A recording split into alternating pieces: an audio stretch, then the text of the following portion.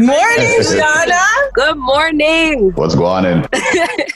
I'm just here, excited to talk to you guys. This is amazing. We've been excited to talk to you for a second. Miss Shawna Cain, we love the music that you're coming out with. And for the audience who's just kind of getting introduced, tell them a little bit about yourself and your journey. Yeah, just to introduce myself, my name is Shawna Cain, and I'm a singer and songwriter. I started writing music about 2 years ago, 2018, after just an encounter that I had that changed my life. And I used to drink heavily, abuse alcohol, smoke every day. I was partying left and right, but just in a way that was unhealthy. So, after I had an encounter, everything in my life just turned around, and I just started to get inspiration from God of music, of lyric, and I just started writing. One day I just wrote a song to a beat on YouTube, and I sent my dad a video of me singing it, and he's like, and he was in Jamaica, so he's like, when I get back, we're going to the studio. And I was like, what? And that was it. That was history. And I love to share my experiences, my stories with other people so that they can see, different perspectives and also to be encouraged. I think it's so important to put out that positive story, a positive light. And it even encourages me too. When I feel down sometimes, I can listen to it. It's like, yeah, I know those moments, right? Overcoming certain things and learning so much about myself. I just put everything into the music, everything that I've experienced. Not to get too deep into the actual situation that might have changed your trajectory in life, but I just find it fascinating that if it was only 2 years ago that you started writing, and maybe 2 years ago that your father only realized that you had this voice inside you that could be, marketable and used and can actually, touch, I guess, different souls in different ways. The moment in life that changed you, was it something that was personal to you or something that you saw happen to somebody else? Just because I know some people feel like when something happens to them, it makes them feel like they can't overcome it, but some people see something else and they're like, wow, I don't want that.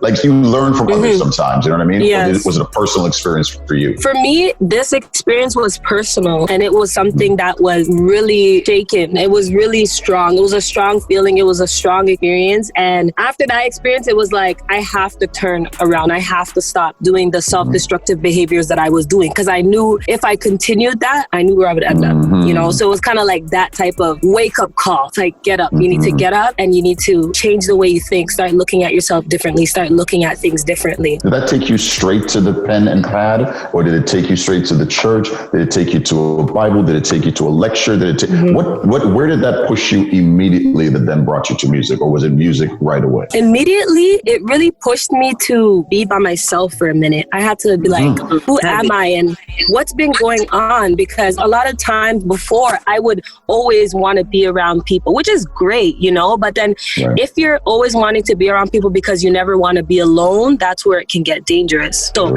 I had to be like, whoa, I need to be by myself for a minute. And it just brought me into that quiet place. And after that, it brought me to the church, and it brought me to being able to intake what people were speaking into me. And people were encouraging me like, you could sing. Like, I feel like you could sing. And I'm like, nah, that's not me. That's not me. And yeah, it just really brought me to that place to say, you know what? I want to know who I am outside of who I've created myself to be, because we all have these little things about us that we accept as us. Like, this is just how I am. We can analyze that. When you say that it brought you to the Bible and it brought you to church, it's interesting because I see that you're getting a lot of great looks, a lot of support.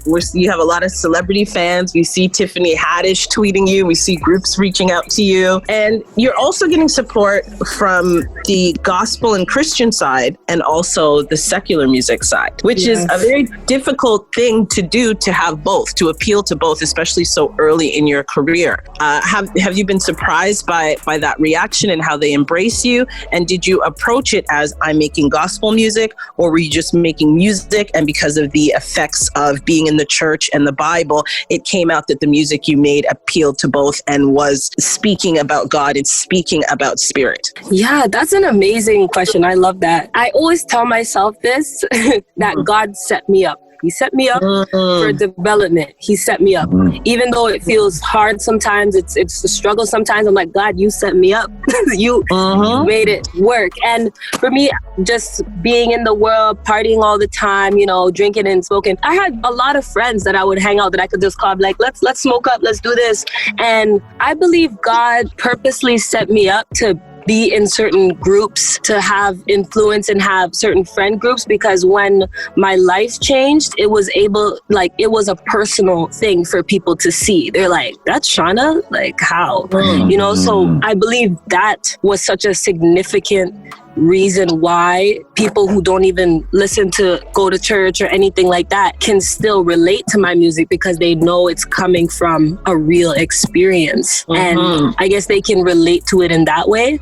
And also I always strive to do that. I want people who are not only in the church to listen to it. I want people to feel invited no matter what walk of life they're in, so that they can really take it and not judge it when they first hear, oh, this is gospel music, this is Christian music. Like, I'm not trying to hear that right now. I want them to like, this is just music for your soul. It's just music for your heart. And then they can take in whatever they receive from it. My music is gospel because that's what I live and it's what comes out of me. I always say it's heart talk. That's what I speak in my music. So, and heart talk is what we really need right now. It's interesting because I was thinking, I know that a lot of you put in the groundwork before the pandemic. So you had been writing, you've already had some videos, and yet for a lot of artists, it's like, this is the worst time. I wouldn't want to put out my music during a pandemic. This is horrible. But we need that heart speak right now. And I feel like people are gravitating more towards it now.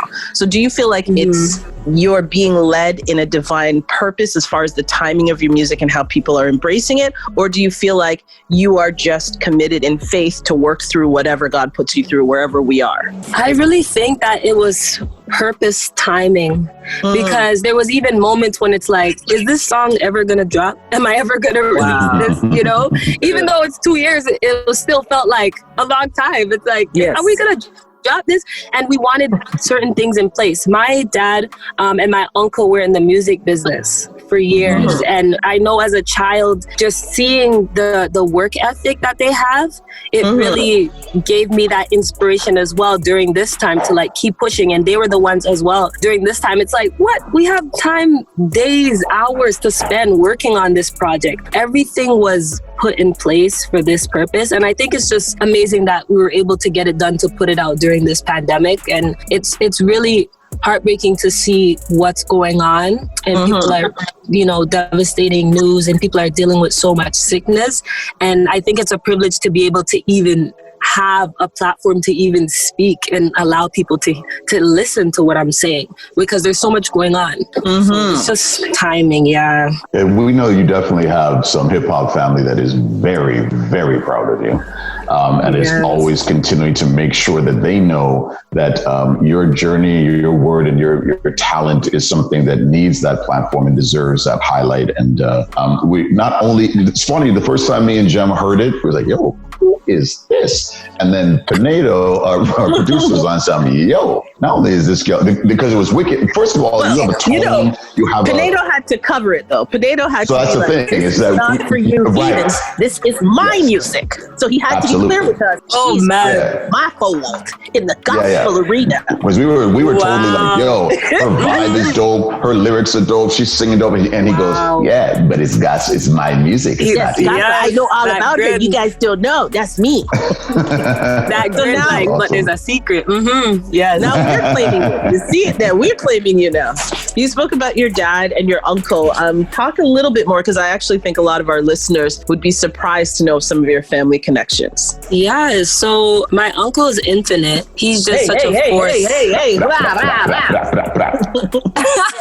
Just such a force in the community and, in the culture. And my dad was managing him back in the day and just dealing with so much, winning awards and Juno and Much Music videos. And just seeing that from being on the inside was just crazy to me. And I never, before I used to, I see my uncle doing his thing and I'm like, can I do that too? And I was like, nah, that won't work. That won't work for me. But it's just crazy how even the seeds that they sown, working so hard, you know, being that influence, that positive impact in our lives is reaping now. Now we're seeing the fruit of what they put in. So I have that force behind me, which helps a lot. It's crazy. So the EP is called The Way, and you talked about it as an audio representation of you kind of finding your way and making those changes. Where can people find you? Where can people follow you on social media? I know because of your uncle and your dad, your social media is heavy. So where can people find you and support you? Yes. So The Way is coming out today, Friday, and yes, it's out like that. Jeez, that's crazy. But if you guys can find me on Instagram, Facebook, YouTube at Shawna Cain. My Instagram name is at I am Shawna Cain. That's SHAWNACAIN.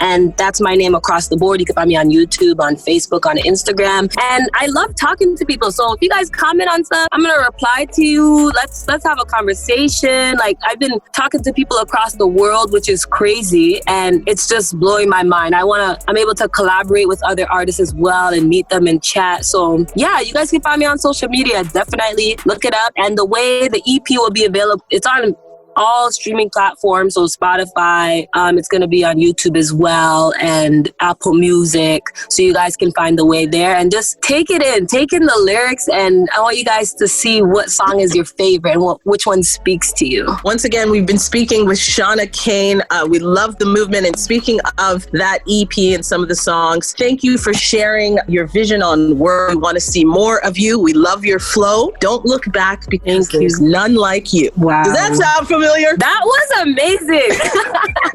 So extra. I love that. Check out her EP. Yes, thank you. Yeah, Gems, extra. So we love you, Shawna. Love you too. Thank you so much. And you guys are amazing for what you guys do in the community, and just your heart. You're sharing vulnerability, and everything you guys do is just amazing. So thank you guys. Thank you. Pinedo, we've stolen her. She's ours, Pinedo. Okay, thanks, Shawna Cain.